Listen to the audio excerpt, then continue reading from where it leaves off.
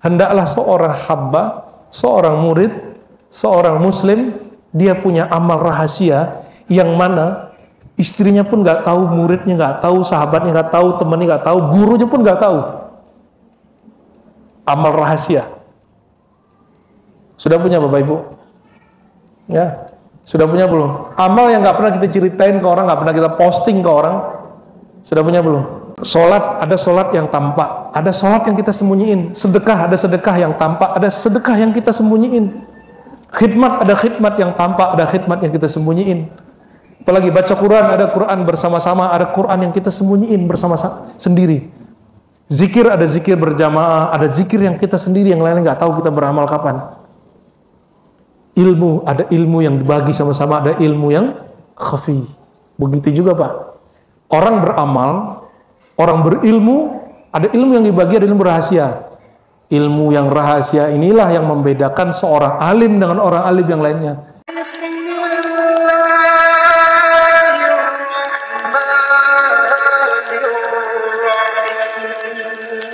Assalamualaikum warahmatullahi wabarakatuh. Alhamdulillah rabbil alamin. Wassalatu wassalamu ala sayyidil awwalin, sayyidil akhirin. Man ismuhu fil azal Ahmad wa fil khalqi Muhammad. Asyhadu an la ilaha illallah, asyhadu anna Muhammadan abduhu wa rasuluh. Allahumma faqihna fid din wa alimna ta'wil wa iftah lana ya fattah futuhal arifin wa akhrijna ya Allah minaz zulumati ila nur, min zulumatil wahmi ila nuranatil ilmi, amin ya rabbal alamin. Baik, yang sama-sama kita hormati Sahibul Bait Kiai Abdurrahman, semoga beliau selalu dalam rahmaniyah Allah Ta'ala, kasih sayang Allah Ta'ala. Dan jamaah sekalian, semoga Allah Ta'ala ridhai kajian kita ini, amin rabbal alamin. Bagi al-fakir kami, ngaji ilmu itu bagian dari wirid. Maka jika tabrakan wiridan zikir biasa dengan ngaji, kita dahulukan ngaji, nanti wiridnya diqadha. Seperti itu ya. Misalnya jam segini Bapak Ibu duhanya dipending. Kenapa? Karena duha itu sunnah, mustahab. Kalau belajar ilmu hukumnya wajib. Ya. Talabul ilm faridatu ala kulli muslim ya. Hadisnya hasan, maknanya sesuai dengan Quran, bahwa menuntut ilmu itu wajib. Sayang sekali hadis ini disampaikan para ulama, para kiai, tapi kadang kiainya nggak nambah ilmu juga, masih aja pakai hadis utlubul ilma walau bisin, tuntutlah ilmu sampai ke negeri Cina. Walaupun makna hadis ini benar, tapi hadis ini tidak sahih. Ya, kalau orang tahun dulu pakai hadis ini, tahun depan nggak boleh pakai hadis itu lagi. Ya, kenapa kalimat ini berkembang? Tidak semua kalimat yang benar itu hadis. Sampai hari ini terbukti lagi, Cina bangkit lagi, ya.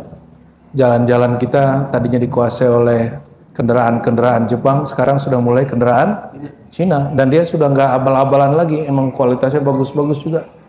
Teknologinya ngelewatin Tesla, ya kan? Tesla mahalnya segitu, dengan harga yang separuhnya kita dapat barang bagus. Ya, tapi ya begitulah.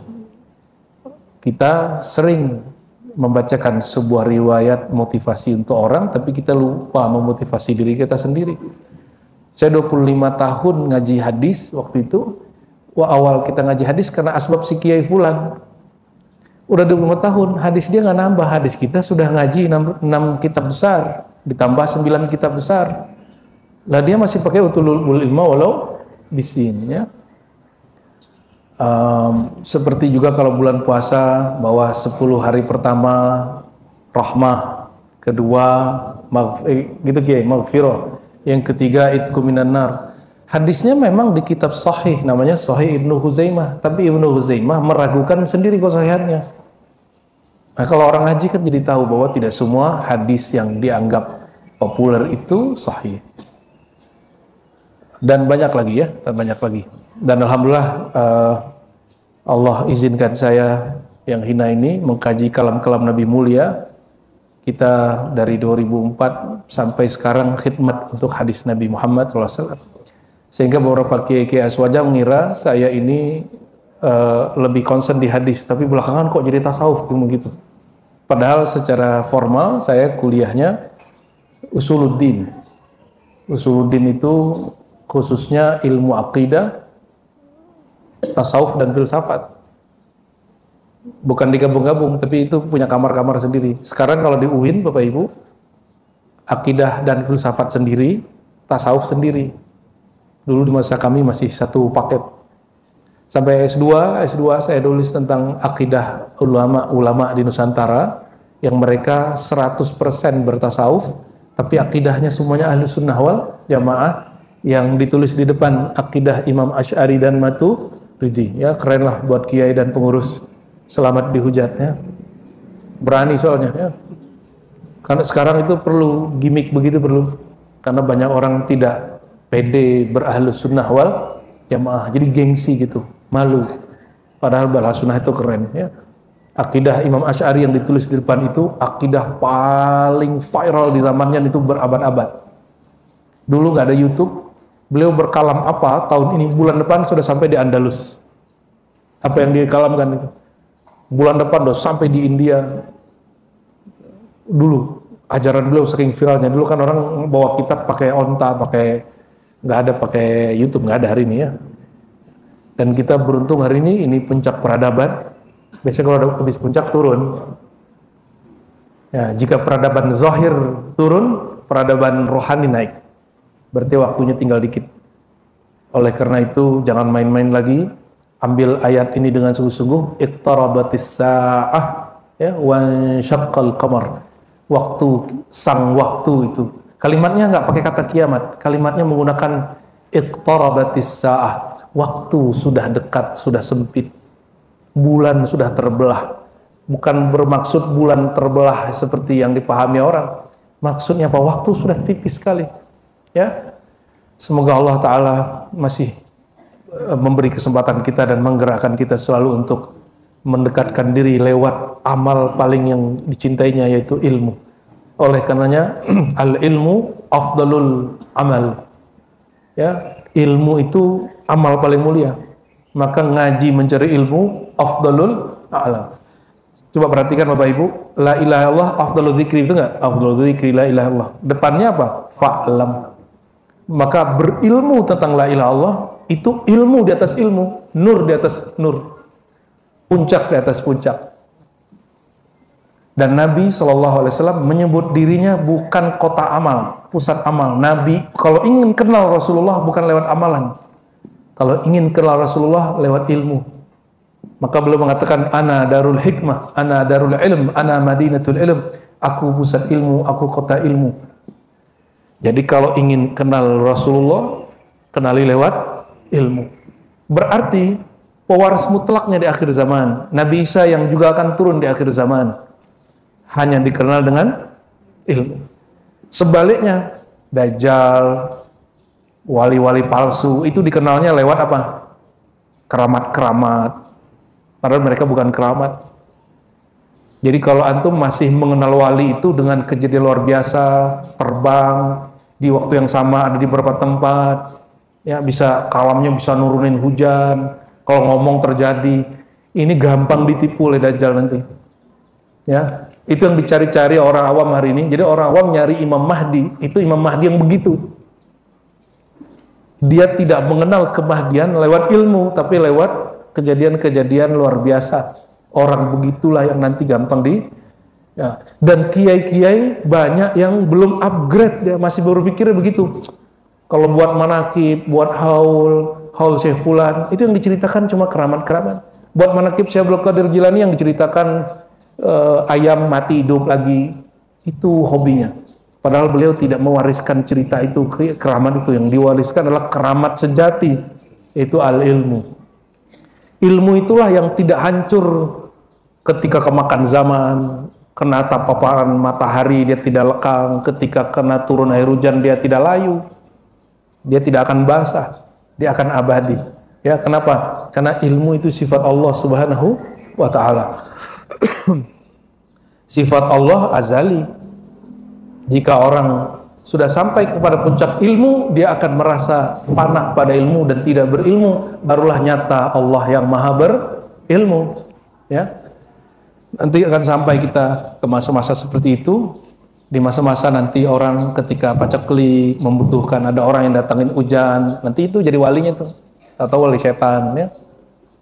Muncul sakit yang luar biasa, virus di mana-mana, nanti ada orang yang satu hembusan dia orang sehat, dikira itu wali, padahal wali setan ya. Padahal kalau kita lagi paceklik atau lagi sakit, bukan hanya berobat atau itu yang diajarkan, tapi gimana ilmu menghadapinya. Secara zahir kita cari, tapi secara batin menerima ketentuan Allah itu yang mahal. Rumah sakit tambah banyak yang bagus, tapi ilmu menghadapi sakit diajarin nggak di rumah sakit? Rumah sakit hanya mengajarkan, hanya memberikan layanan pengobatan penyembuhan orang sakit fisiknya, tapi orang yang sakitnya nggak diobatin, hanya sakitnya yang diobati. Malah ada dokter yang nakut-nakutin, ya kan? Oh ini nggak, ini bahaya nih, 3 bulan lagi meninggal nih. Kayak dia mendahului Tuhan aja kan?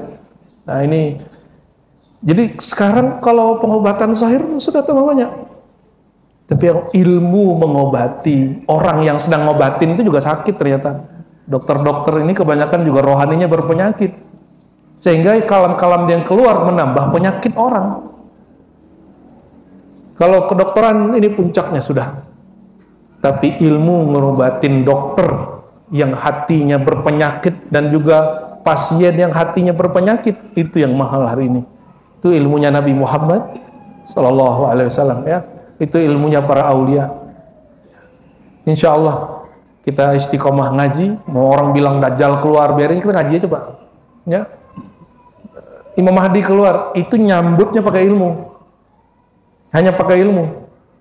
Dan tidak semua ilmu juga berkaitan dengan itu. Kita harus mulai pinter-pinter memilih ilmu yang mana ya, karena tidak semua ilmu itu beneran ilmu. Ilmu itu ada efeknya satu, izalatus syak wal raib wal jahal, bisa menyembuhkan penyakit ragu, bimbang, dan kejahilan. Nah, Bapak kalau ngaji bisa menyembuhkan itu yang disebut ilmu. Kalau ngaji akhir zaman malah tambah bikin gelisah, bikin tambah takut, ya berarti bukan ilmu, itu namanya ngaji was-was. Ngaji biar tambah was-was. Nauzubillah, summa nauzubillah. Kita masuk ke kitab Khasa'isul Ummatil Muhammadiyah, keistimewaan, kekhususan umat Sayyidina Muhammad SAW, yang ditulis oleh Al-Alam Al-Muhaqqiq Al-Muhaddis Sayyid Muhammad bin Alawi Al-Maliki Al-Hasani. Beliau ini seorang syekh, juga doktor, bidangnya hadis, murid dari ayahnya sendiri Sayyid Alwi, dan murid Musnid Dunia, ahli hadis dunia, namanya Syekh Muhammad Yasin bin Isa Al-Fadani Al-Indonesi aslan, Al-Makki Maulidan ya. Orang kita yang lahir di Mekah jadi orang Saudi, tapi ilmunya menjadi pusat semua orang hari ini yang menyebut dirinya bersanad di Al-Azhar, di Yaman, di India, di Suriah, sampai ke ujung Maroko, sampai ke ujung Indonesia, semuanya bersanad menjadi murid Syekh Muhammad Yasin bin Isa Al-Fadani ya. Cuma orang Padangnya jarang paham. Saya pun baru mengerti tahun 2006 Kiai. Ya, 2006 saya baru tahu ada nama Syekh namanya Muhammad Yasin Isa Al-Fadani, sudah meninggal tahun berapa tuh ya? 90, 91. Ya, belum meninggal. Berarti orang yang ke Mekah, yang pernah ngaji di Mekah sebelum tahun 90 pasti jumpa.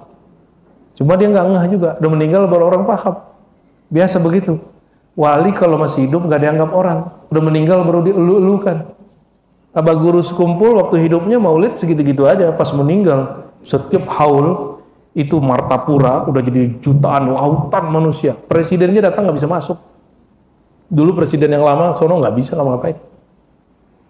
Dianggap orang biasa. Itu cuma hanya mendengarkan maulid. Amalnya cuma maulid Kiai. Jadi haul itu isinya baca maulid, baca zikir saman yang disukai oleh Syekh Muhammad Zaini itu, yaitu Abah Guru Sekumpul. Ya, alhamdulillah Pulau Jawa ini pulau selawat ya. Alhamdulillah Ki.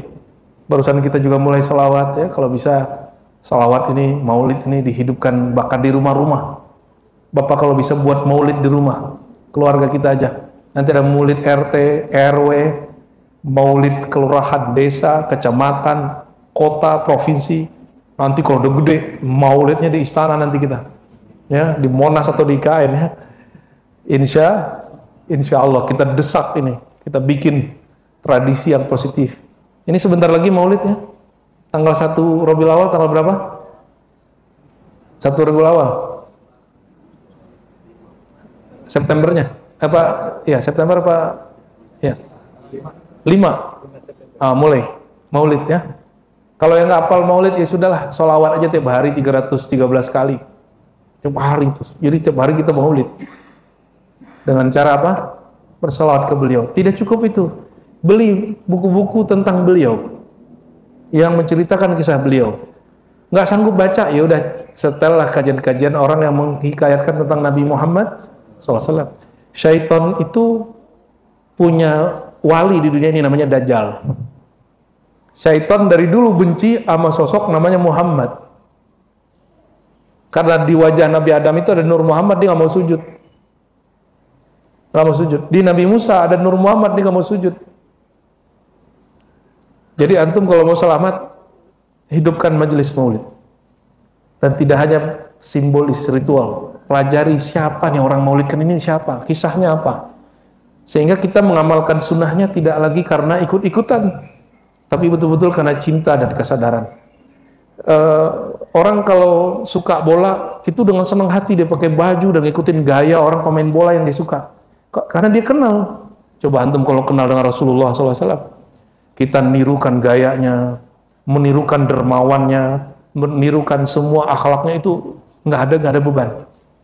Nabi itu, nih contoh nih, Nabi diketusin orang nggak balas ngetusin, bisa nggak? Kalau nanti belum punya idola yang begitu, nggak akan bisa melawan diri sendiri.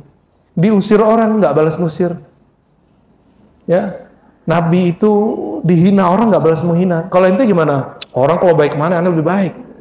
Orang kalau hina ane lebih menghina dia. Emang begitu Rasulullah? Nggak begitu Rasulullah. Itu kiai setan tuh yang mau begitu. Ya, wali syaitan kalau ngomong begitu. Kalau al-wali al-Muhammadi, pengikut Sayyidina Muhammad SAW, idfa' billati hiya ahsan, membalasnya dengan cara yang baik. Kita berdoa semoga Allah Ta'ala masukkan nur itu dalam diri.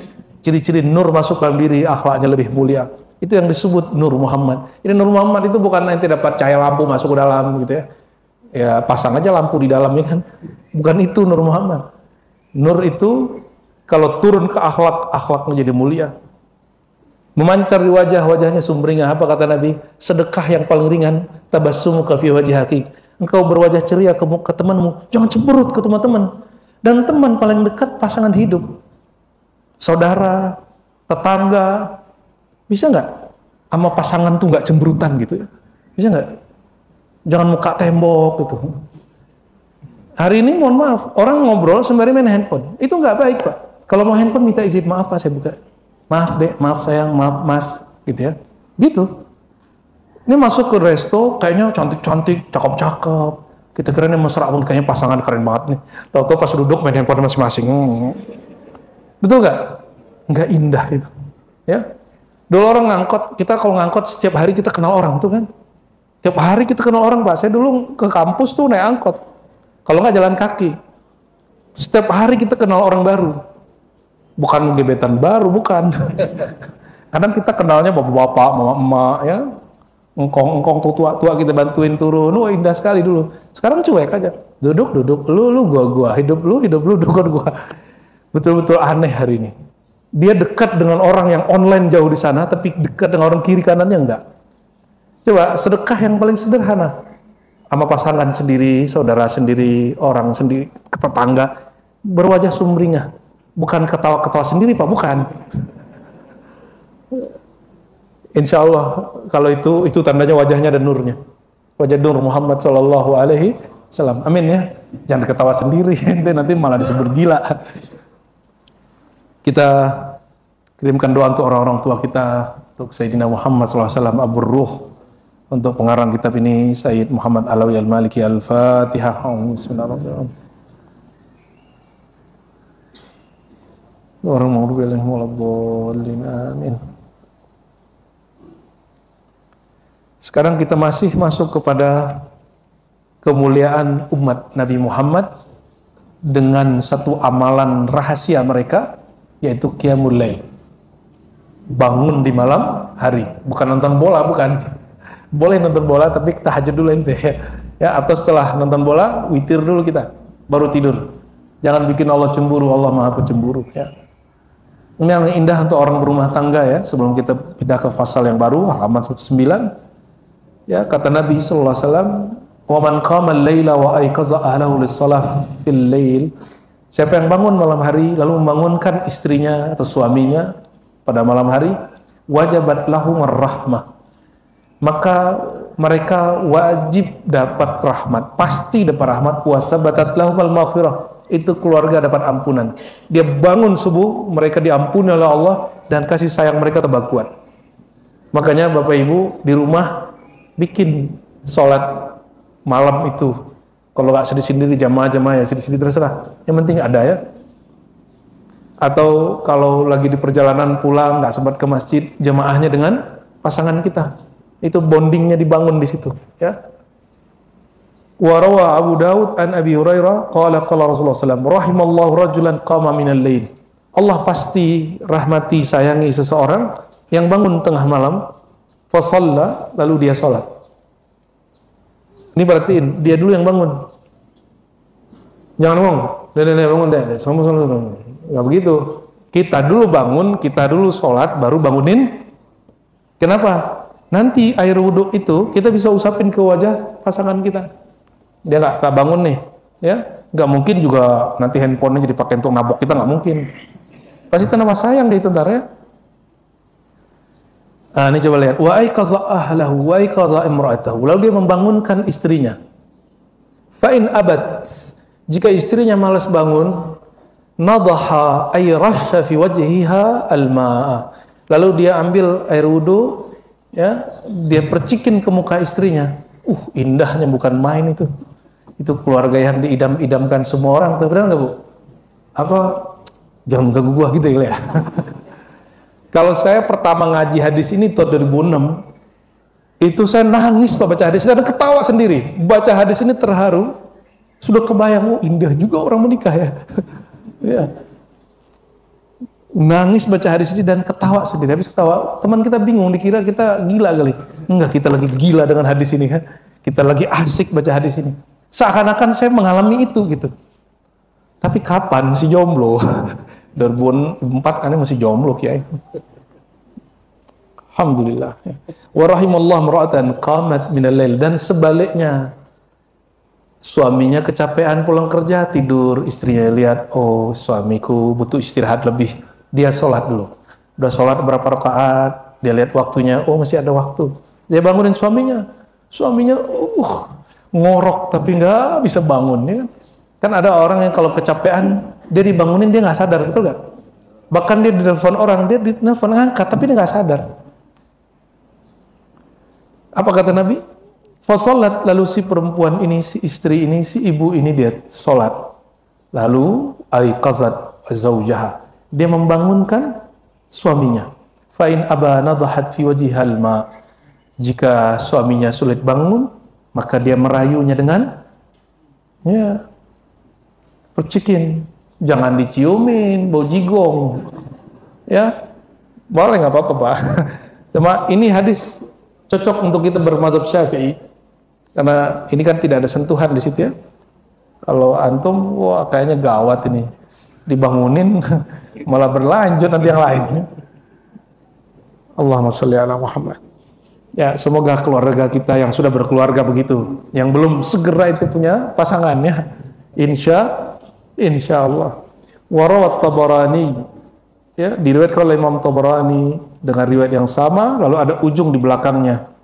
Fayuqumani baitihima, mereka menghidupkan rumahnya. Fayadhkuranillaha, lalu keduanya suami istri itu berzikir bersama.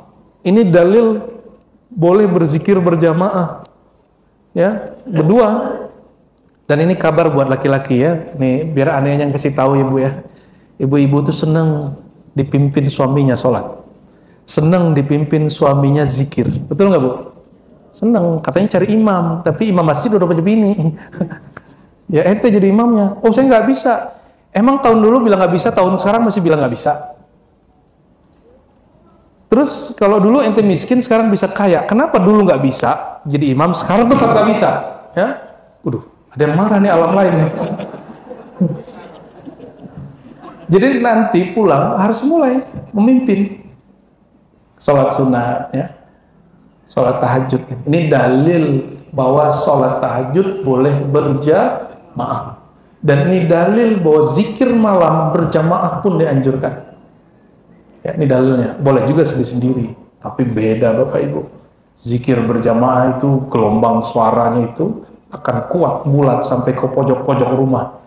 Dan kata Imam An-Nawawi, keberkahan nur daripada zikir itu sejauh mana suaranya sampai. Kalau bayangan antum kan suaranya kenceng-kenceng, makanya masjid gagal paham. Suaranya dikencengin, terganggu lah orang lagi tidur. Bukan itu masih di rumah sendiri, tapi ada makna rohaninya. Sudahkah suara zikir kita tembus ke rumah rohani yang bernama kolbu? Kalau tembus ke kolbu, kolbunya berkah. Semua yang kita keluarkan hari ini lewat mulut, lewat tindakan, lewat ekspresi muka, itu semua terjemahan dari kolbu. Jadi nggak bisa dibuat-buat. Hari ini peraturan apapun di kantor-kantor, di jalan-jalan, kalau kolbu nggak dibenerin nggak akan beres. Karena hari ini banyak peraturan itu ngekang orang, ya, bukan malah kemudian membuat orang itu betul-betul jadi manusia. Menurut antum nih, mohon maaf, ini saya termasuk tidak suka orang kerja itu berdasarkan absensi online. Kenapa? Itu bukan manusia, itu robot, Pak. Itu budak. Ya. Kalau manusia bekerja dengan kesadarannya. Cuma karena nggak banyak orang sadar bikin sistem begitu. Jadi benarlah kata Allah, ulaika kal an'am. Mereka itu nggak lebih daripada binatang ternak. Kenapa? Ini bukan orang yang kerja di kantor ya. Orang-orang yang tidak kembali kepada kesadarannya, itu tidak ubahnya dengan hewan ternak. Kenapa? Hewan ternak itu nggak punya akal, kita punya akal. Nih seandainya manusia mengaktifkan akalnya semua, dia nggak perlu di CCTV, nggak perlu ada laporan. Ini kan yang bikin kos kerja tinggi.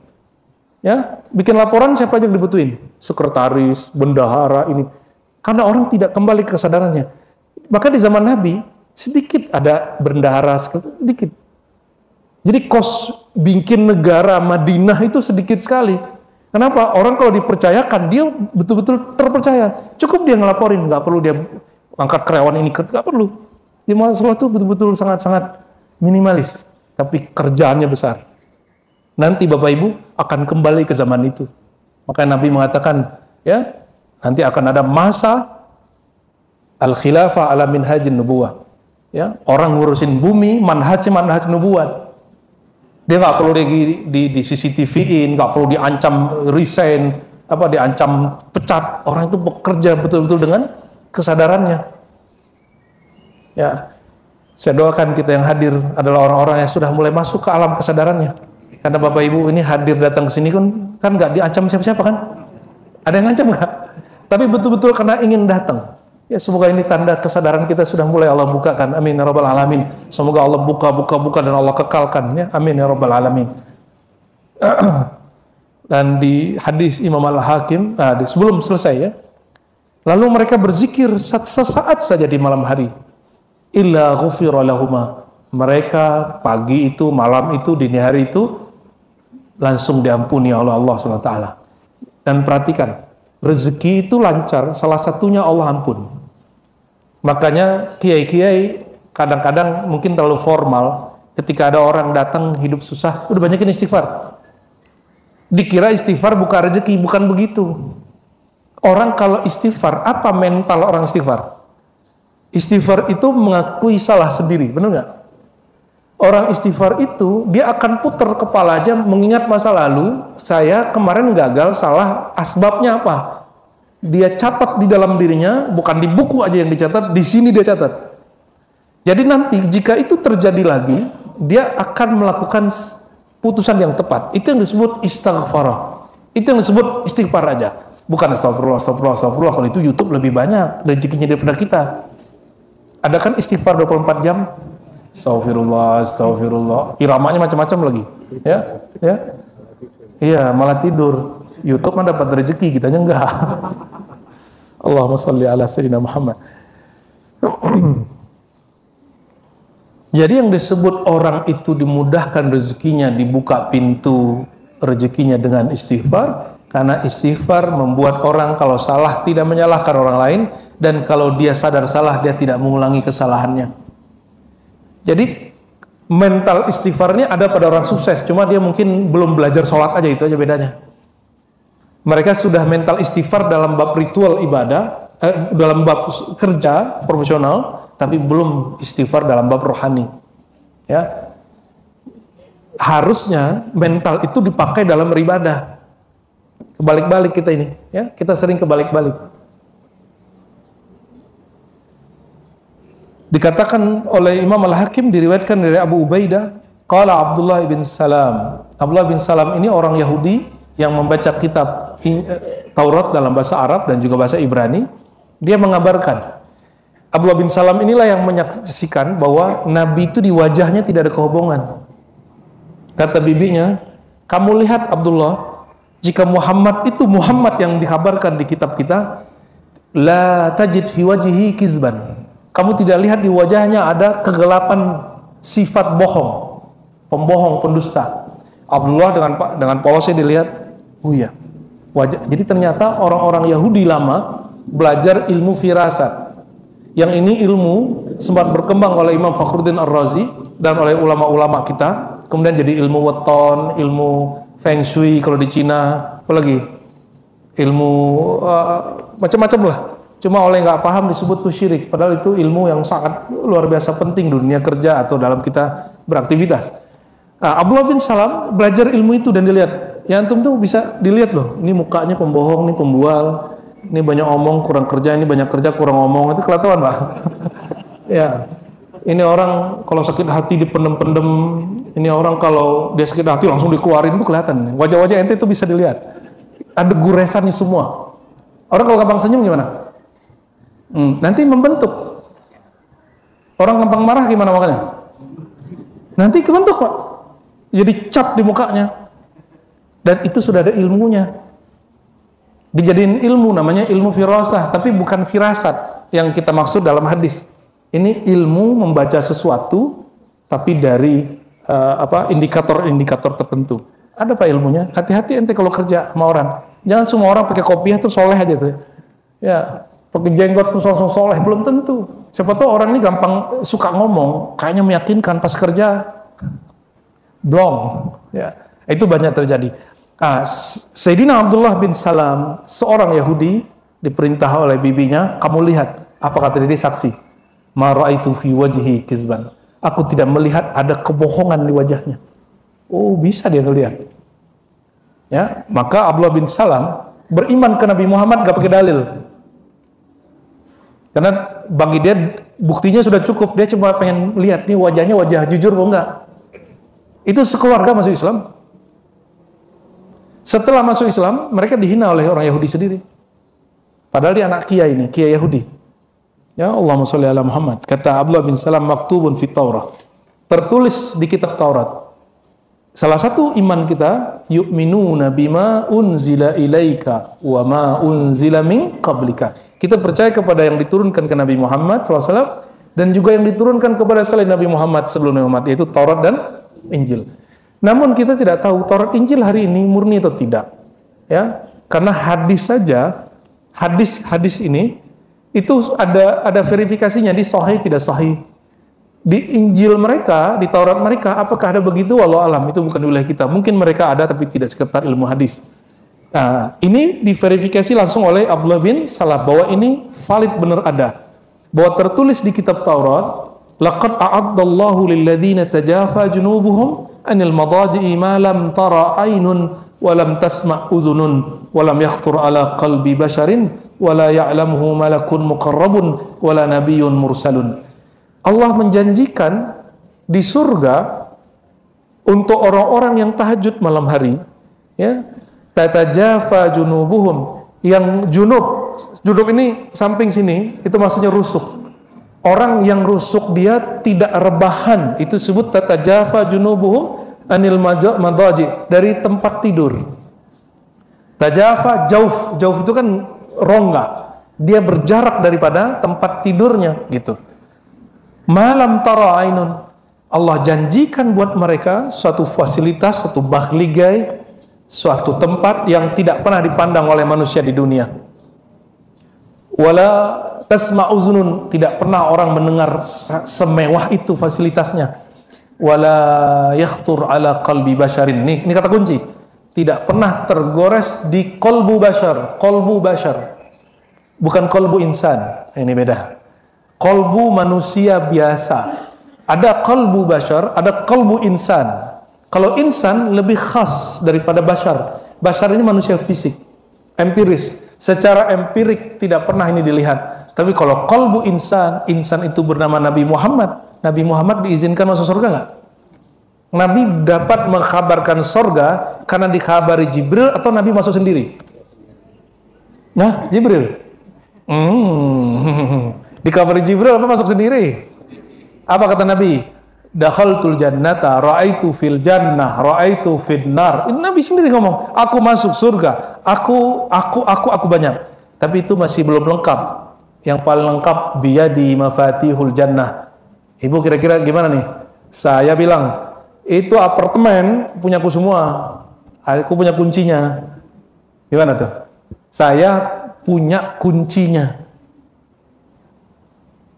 Kira-kira kalau saya masuk bebas boleh nggak? Bebas, mau lantai mana juga boleh. Saya usir juga orangnya, udah bisa saya balikin. Saya sudah bayar, gue ganti gitu. Boleh saya begitu, Pak? Ntar.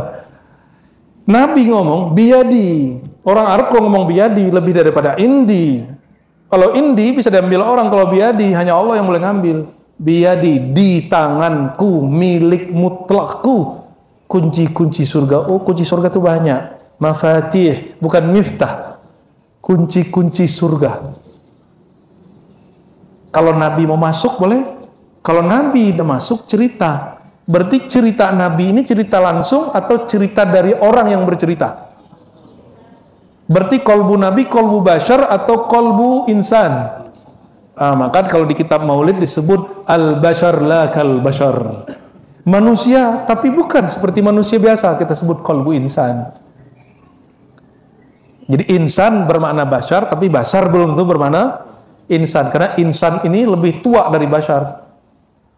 Bashar ini kalau mati, yang ditanam tuh bashar namanya. Insannya masih hidup? Masih? Yang ditanya malaikat tuh insan. Kata malaikat, man rabbuka, tubuh basharnya sudah meninggal. Paham maksudnya? Jadi jika di Quran ada kalimat insan bermakna fisik, itu insan bashar. Tapi kalau di Quran ada bab pertanggungjawaban rohani, disiksa, masuk surga, itu insan yang hakiki. Ya, bukan insan yang bashar itu. Bashar artinya insan secara empirik, secara fisik. Tidak pernah terbersit di dalam kolbu bashar. Berarti pandangan bashar, telinga bashar. Bolehkah ada selain Nabi Muhammad SAW, dia umat Nabi Muhammad, kolbu dia, Allah perlihatkan nikmat surga, boleh nggak? Allah sanggup nggak? Pertanyaannya. Sanggup. Sanggup nggak? Jangankan setelah Nabi Muhammad, sebelum Nabi Muhammad, ada seorang Nabi namanya Nabi Idris, itu nanya, ya Allah, bolehkah aku lihat bagaimana itu neraka? Dilihatin neraka. Sebelumnya dia pintar, Kiai. Dia tahu ada satu kaidah. Apa kaidahnya? Kamu tidak akan bertemu Allah kecuali mati. Maka dia minta mati dulu. Dia panggil Mikail, Israfil, Israel semuanya. Mereka ngaji, tukar-tukar ilmu. Terus dia bilang, malaikat maut, wahai Israel, aku pengen tahu cara mati itu gimana. Israel tidak berani nyentuh seorang kekasih Allah. Lalu Nabi Idris minta izin kepada Allah, baru Israel boleh membunuh. Jadi nggak usah takut dideketin sama malaikat Israel. Israel tidak akan cabut nyawa kita kalau kita belum diizinkan Allah. Sederhana nggak? Itu malaikat maut tiap hari mandang ente begini, segini jaraknya. Tiap hari. Jadi kita harus tiap hari merasa besok aku bakal mati. Kalau kita berpikir begitu, mungkin nggak main-main hidupnya. Nggak bakal main-main, nggak ada lagi waktu itu santai, itu nggak ada. Waktu itu semuanya bermanfaat. Kita sudah tahu besok mau mati kok. Kan nggak tahu kita besok mati itu tidak. Nah, Nabi Idris ini pinter, dia sudah lihat juga tanggal matiku sekian, jadi majuin. Nah, ini namanya hukum jaiznya Allah. Karena Allah ini wajib, mustahil, jaiz. Allah boleh geser-geser takdirnya sesuka dia. Ya, yang tidak boleh Allah geser cuma satu, rahmatnya. Bahwa rahmatnya mendahului marahnya, murkanya, itu nggak bisa digeser. Nggak ada namanya murkanya Allah mendahului rahmat. Selalu rahmat Allah. Maka hukum jaiz pada bab rahmat. Walhasil dia berdoa, lalu Allah izinkan malaikat maut mencabut nyawanya. Terus dia bilang, oh gini rasanya mati, emang sakit sekali orang mati itu ya. Ya, sakit sekali orang mati itu. Ada namanya sakaratul maut. Jadi Nabi Idris kalau cerita tentang sakaratul maut, dia langsung mengalami. Kami punya guru namanya dulu, saya lupa nama kecilnya ya. Kita hanya manggil beliau Abu ya. Mungkin sengaja Allah sembunyikan namanya ini. Beliau cerita bagaimana dia mati suri. Bahkan mau lagi mati suri, udah mati, tau-tau hidup gitu. Udah dokter bilang udah nggak hidup jantungnya, tapi ternyata dia habis itu nggak lama hidup. Itu jantung berhenti 5 detik Pak, 3 detik itu orang sudah, otaknya sudah rusak itu. Ya, darahnya nggak ngalir ke sini, udah menjadi orang yang lain. Ternyata Allah kembalikan kesadarannya. Maka dalam akidah Ahlussunnah mati itu bukan jantung berhenti. Dalam akidah Ahlussunnah mati itu berpisah ruh dengan jasad. Ya. Lalu guru kita ini udah sehat mulai bercerita, dan dia bercerita tentang sakaratul maut. Itu kita merinding Bapak Ibu, nangis kita semua karena dia mengalami sendiri. Dia nggak cerita sampai kemudian masuk surga, itu hanya dicerita bagaimana sakaratul maut itu betul-betul luar biasa. Dia cerita bagaimana kalau orang mau meninggal, nanti semua amalnya dari awal dia hidup sampai dia detik itu kayak nonton film tapi kayak kita di dalamnya. Malunya bukan main kalau dulu pernah maksiat diam-diam, ngambil hak yang bukan hak kita, ya. Malunya bukan main. Jadi dia sendiri malu nonton itu. Jadi kita udah dihisap dulu sebelum itu, ya sakaratul maut itu udah hisap awal itu, makanya orang mabuk. Itu sebabnya KPK kalau baru menyidik orang dan orangnya kemudian hampir tersangka aja baru dapat surat cinta, langsung pada sakit-sakitan kan? Ya, itu mabuk namanya, mabuk KPK, sakarat KPK. Ya, ada sakarat BPK, ada sakarat jaksa, ada sakarat pengadilan. Oh bisa pasang ring jantung berdua langsung. Ya, ini sahabat-sahabat kita politisi banyak yang kemudian begitu. Ya, dan emang normal. Itu normal. Kenapa?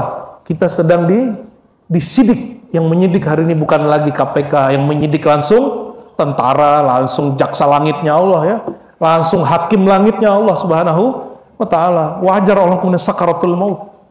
Ya, orang kalau lagi sakarat itu Bapak Ibu, bisa buang air kecil sendiri, buang, udah nggak jelas itu dah.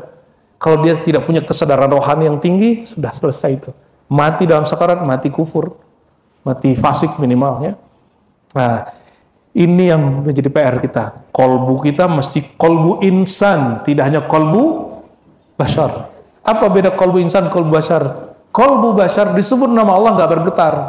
Kolbu insan idza dzukirallah wajilat qulubuhum. Disebut nama Allah, kolbunya bergetar. Mereka kalau ngumpul 2 saja, 2, 3, 4, 5 langsung jadi taman surga. Allah yang berkalam lewat Rasulullah. Kata Nabi, jika engkau melewati kebun-kebun surga, maka icipilah, petiklah.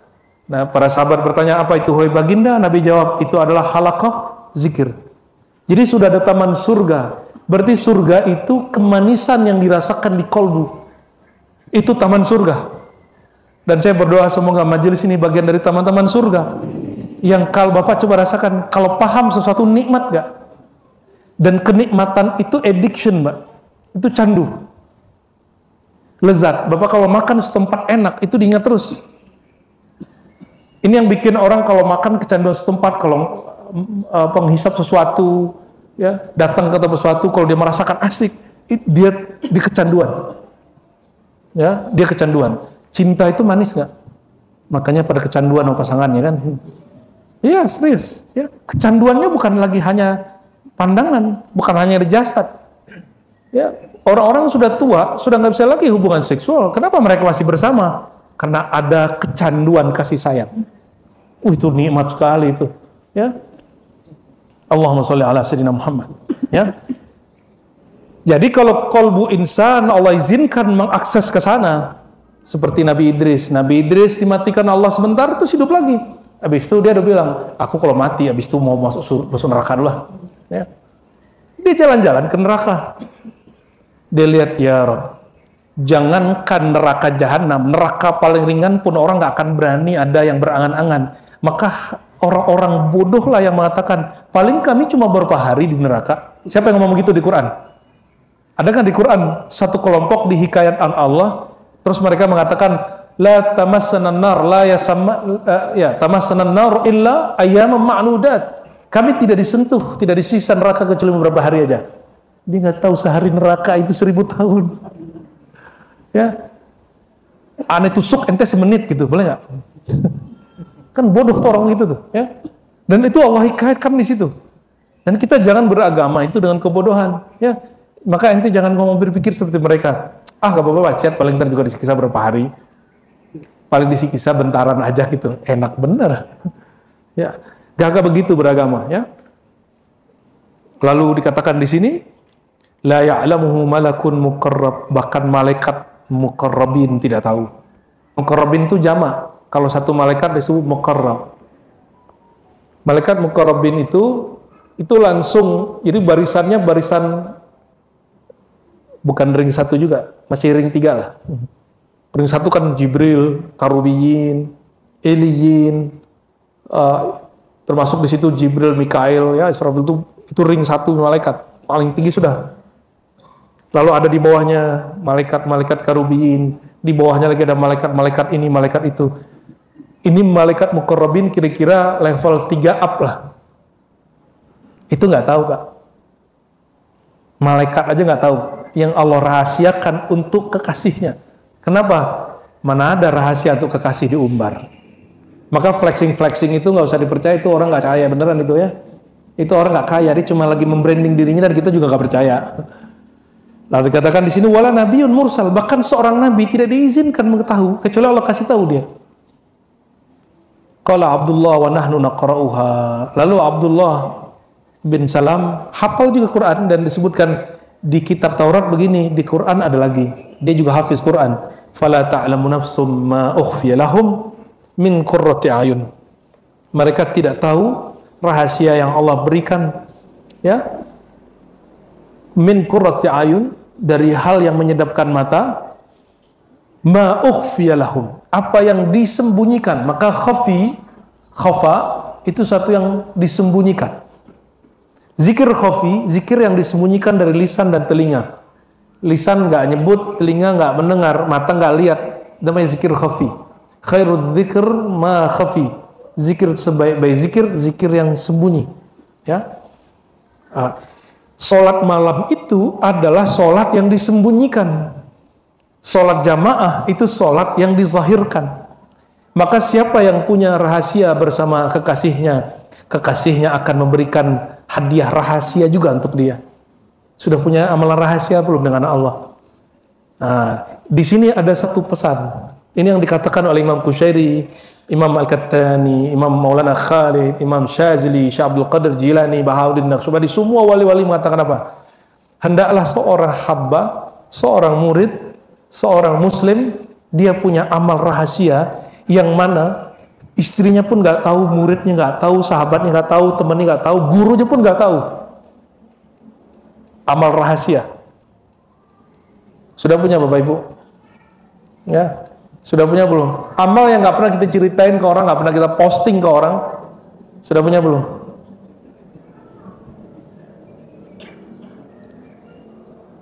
Sholat, ada sholat yang tampak, ada sholat yang kita sembunyiin. Sedekah, ada sedekah yang tampak, ada sedekah yang kita sembunyiin. Khidmat, ada khidmat yang tampak, ada khidmat yang kita sembunyiin. Apalagi baca Quran, ada Quran bersama-sama, ada Quran yang kita sembunyiin bersama sendiri. Zikir, ada zikir berjamaah, ada zikir yang kita sendiri, yang lainnya nggak tahu kita beramal kapan. Ilmu, ada ilmu yang dibagi sama-sama, ada ilmu yang khafi. Begitu juga Pak. Orang beramal, orang berilmu, ada ilmu yang dibagi, ada ilmu rahasia. Ilmu yang rahasia inilah yang membedakan seorang alim dengan orang alim yang lainnya. Rahasia ini kalau Bapak punya pengalaman zahir seperti KFC, CFC, apalagi McDonald, itu punya masing-masing ayam apa istilahnya? Ayam Kentucky, fried chicken, itu bahasa apa itu? Ya, bahasa kerennya Pak ayam goreng gitu ya, ayam goreng balut. Itu ayam goreng balut. Ketika KFC sampai hari ini tidak pernah ekspos tentang rahasia bumbu dia, sampai hari ini Bapak mau kemana aja, mau ke Mekah, rasanya sama. Dan sampai hari ini tukang masaknya nggak tahu rahasia itu, karena langsung dari sana. Ini rahasia. Ini yang bikin dia masih bertahan sampai hari ini ketika yang lain-lain sudah digembur-gembur, aku punya bumbu rahasia. Ya, orang cepat viral bisa, Pak. Tapi kalau dia nggak punya kerahasiaan bersama Allah, dia cuma viral di bumi sebentar, tapi di langit habis dia. Ya, karena dia nggak punya rahasia bersama Allah Subhanahu Wa Taala. Kalau malaikat kenapa-napa sama dia kan, Allah nggak bisa ngomong gini, habisin aja, kan gitu aja. Tapi kalau dia punya rahasia dengan Allah, kata Allah, tunggu dulu, ini orang-orangku. Ini orang-orangku, ya. Apa kan kata Allah? Ahlul Quran, ahlullah wa khasatuh. Ahli Quran, keluarga Quran, pencinta Quran itu nggak hanya ngapal, nggak hanya baca, yang mengerti rahasia. Ini perhatikan, baca Quran zahir nggak? Betul zahir? Hafalan Quran zahir? Makna Quran nggak zahir. Kalau saat sakratul maut, pembaca Quran bisa hilang Qurannya, hafiz Quran stroke, hilang Qurannya. Tapi kalau orang ahlul asrar wal ma'ani wal azwaq wal haqa'iq wal ma'arif, yang di dalamnya ada sirnya Quran, kepalanya sudah hancur, mungkin pembuluh darahnya sudah pecah, tapi di darahnya sudah mengalir sirul Quran. Sir apa? Rahasia kalam Allah itu.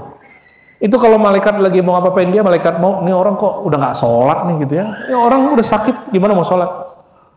Apa kata Allah ke malaikat? Malaikat maut, itu orangku. Nah, itulah maksud hadis Nabi. Ahlul Quran, ahlullah wa khasatuh. Keluarga Quran itu keluarganya Allah dan seorang spesialnya Allah. Kalau spesial, kira-kira matinya dibaik-baikin nggak sama malaikat maut? Pasti dibaik-baikin, walaupun dia ngalamin apapun sebelum meninggalnya. Kalau kekasihnya Allah, orang spesialnya Allah, tamu spesial Allah, keluarganya Allah, pindah alam, masuk imigrasinya malaikat Munkar dan Nakir. Kira-kira dia jalur awal biasa atau jalur khusus? Ditanya-tanya man rabbuka atau ini orang udah beres, keluarganya Allah. Ya, itu orang nggak dihisap, Pak. Jadi kalau orang nanya, gimana caranya Ustadz biar nggak dihisap? Ente harus jadi ahlullah wa khasatuh, harus jadi keluarga Quran. Quran itu menyebut dirinya az-zikr, ruh, menyebut dirinya al-ilm. Maka ahlul Quran, keluarga Quran ini berlapis. Ada keluarga bacaan, ada keluarga hafalan, tapi keluarganya sejati, keluarga makna. Karena kalam itu yang paling intim maknanya. Ya, tapi semua ini satu paket. Ya.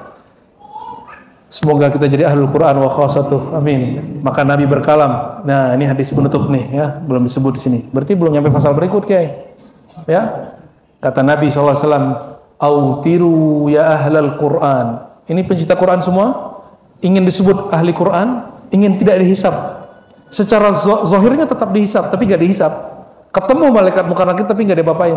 Ketemu malaikat hisap, malaikat mizan tapi nggak diapa-apain. Langsung masuk. Kenapa? Allah nanti bilang, hei malaikatku, itu keluargaku. Wa khasati, itu orang-orang spesialku. Kenapa? Dia punya waktu sendiri, dia bersamaku dengan Qur'annya, dengan makna Qur'annya, dengan sir Qur'annya, dengan wirid Qur'annya. Maka Nabi berkalam, autiru ya ahlal Qur'an, wahai keluarga Qur'an, bangunlah malam hari, lakukan sholat yang paling aku suka, yaitu sholat witir, sholat yang ganjil. Jadikan Quran itu sebagai bacaannya, sebagai wiridnya. Saya nggak hafal Quran, sekarang kan ada teknologi, itu taruhlah apa di depan, boleh ya. Kalau nggak bisa pakai itu, ya beli Quran, standing Quran, beli Quran yang besar, baca Quran. Nah, insya Allah kita termasuk ahlullah wa khasatuh ya. Nah, nanti kerjakan itu orang nggak ada lihat. Istri pun kalau perlu nggak tahu, maka beramal dulu baru bangunin pasangan. Ini kita belum beramal udah bangunin anak. Ntar anaknya bilang, Abi nggak sholat. Ya kan? Kita lagi nonton terus bilang, deh sholat deh. Ke masjid. Lah kitanya nonton. Terus anaknya cerdas. Papa nggak sholat, papa nonton, malah kita disuruh ke masjid. Kalau nyuruh anak jangan pakai mulut, pakai kaki, Pak. Bukan tendang dia, bukan. Kita ikut jalan. Kita duluan sampai di sono, nanti kan anak nyari bapaknya. Anak nyari bapak nggak? Ya, anak nyari mak untuk makan, tapi kalau untuk simbol dia nyari bapaknya. Makanya bapak-bapak mohon maaf, jangan sering-sering main handphone depan anak. Nanti ditiru. Jangan sering marah-marah depan anak. Jangan juga cerewet, nanti ditiru sama anaknya semua. Ya, berwibawa dikit lah depan anak tuh. Ya, jangan banyak ngomong, ya harus ada tegasnya, tapi jangan tegas yang keras ya. Semoga Allah Ta'ala jadikan kita ahlullah wa khasatuh, ahli qiyamul lail dan meninggal dalam husnul khatimah, meninggal menjadi ahlul Quran. Terserah lagi sujud gak sujud, yang penting ahlul Quran. Jangan norak seperti orang awam, mohon maaf, saya ingin mati dalam sujud, repot Pak ngurusin orang mati lagi sujud. Ya, jangan itu, cukup katakan ya Allah wafatkan aku dalam keadaan yang kau ridhoi. Husnul khitam, husnul khatimah bahasa Arabnya. Jangan aneh-aneh, ente sujud tapi lagi riak gimana? Ya. Atau kalau kiai ini lagi khotbah, lagi belagu-belagunya lagi khotbah kan, aneh orang paling alim sedepok mati, ya kan? Lagi khotbah juga. Ya, minta saja husnul khatimah, jangan minta gimmick-gimmick. Itu sok mati lagi sujud tuh gimmick. Mati lagi sholat gimmick. Kan ada fawailul musallin, celaka orang yang sholat. Nauzubillah, summa nauzubillah. Meninggal jadi kekasih Allah, menjadi keluarga Al-Qur'an, menjadi orang spesialnya Allah. Amin ya rabbal alamin. Allahumma ya rahman ya rahim ya karim. Ya azim, azimis salatu wassalamu ala Sayyidina Muhammad. Ya Allah, kami berlindung dari keburukan diri kami. Ya Allah yang maha besar, yang maha agung, jadikanlah nama Rasulullah begitu agung dalam diri kami. Jadikanlah sir nur ajaran Rasulullah begitu agung dalam hidup kami.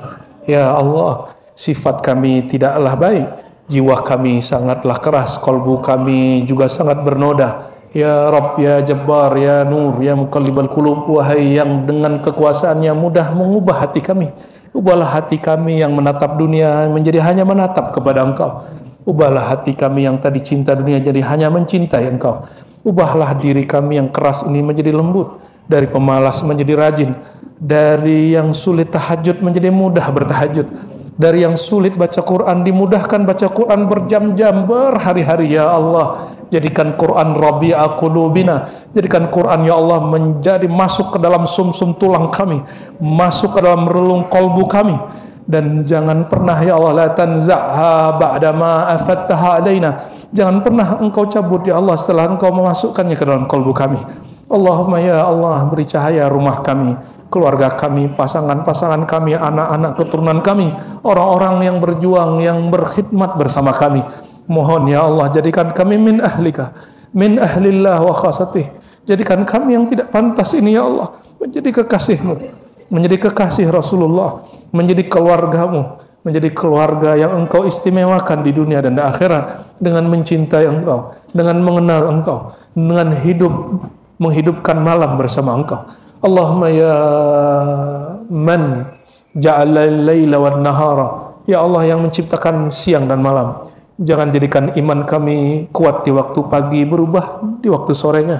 Jadikan ya Allah iman kami baik pagi, sore, siang, malam tetap sama hanya kepada Engkau ya Allah. Wala taj'al al-fitan fi qulubina wa buyutina wa fi jama'atina wa fi masajidina.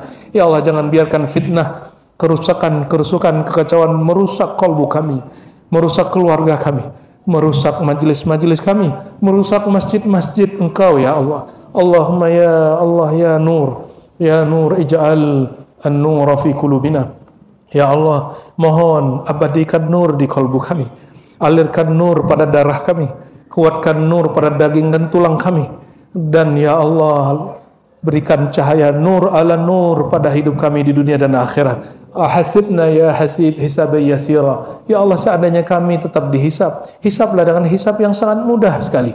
Ya Allah, seandainya kami masih ditimbang Mohon beratkan timbangan namamu, timbangan nur engkau walaupun hanya ada beberapa di kalbu kami. Allahumma ya Allah kafir anna sayyiatina. Ya Allah yang maha tahu semua aib kami, semua dosa-dosa kami. Engkau maha tahu ya Allah, kami bukan menyembunyikan taat kami. Kami justru merahasiakan maksiat kami ya Allah. Kami mengira engkau tidak melihatnya ya Allah. Padahal engkau maha alim, maha sami', maha basir. Engkau maha tahu, maha melihat, maha mendengar. Mulai pagi ini ya Allah, ubahlah diri kami dari yang merahasiakan maksiat dengan merahasiakan taat. Amin ya rabbal alamin. Ya man qala fala ta'lamu nafsum ma ukhfiya lahum ij'alna minhum ya Allah, ij'alna minhum ya rabbana ya sami' ya basir ya rabbal lail wan nahar. Amin ya rabbal alamin. Rabbana atina fid dunya hasanah wa fil akhirati hasanah wa qina adzabannar. Wa sallallahu ala sayidina Muhammad walhamdulillahi rabbil alamin.